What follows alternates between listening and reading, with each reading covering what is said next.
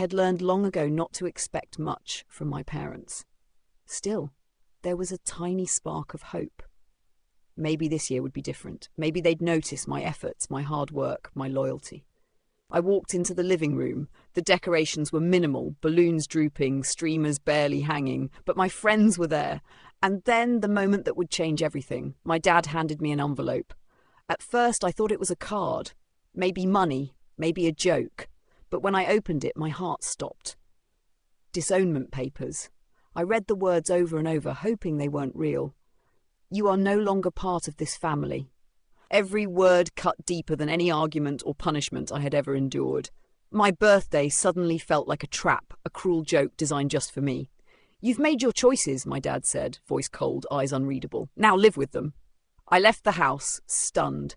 The streets blurred as I wandered aimlessly, clutching the papers like they were a shield and a curse at the same time. Questions tore through my mind. What did I do wrong? Was I ever enough? Hours later, still reeling, my phone rang. It was the office. A client had arrived, a major deal, and the CEO specifically asked for me. Confused, disoriented, but desperate for something, anything, to remind me I still mattered. I went. I walked into the office, my steps hesitant, my heart pounding. The CEO looked at me, really looked at me, and said words I will never forget. I've heard amazing things about you. I want you to lead this project. You are exactly what we need. In that instant, the weight of my dad's rejection began to lift. For the first time in years, I felt recognised, not for who my family thought I should be, but for who I truly was. My skills, my perseverance, my dedication, they mattered. I returned home that night, the papers still on my desk, but they no longer frightened me.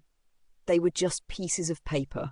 My worth wasn't defined by anyone else, and certainly not by someone who couldn't see my value. Weeks passed, and the CEO's praise became public.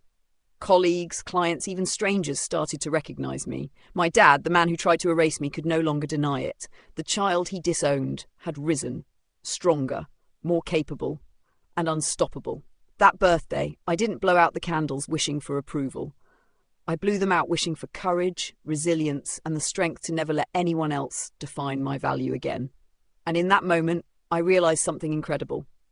Sometimes, the rejection that feels like the end is actually the beginning of everything you were meant to become.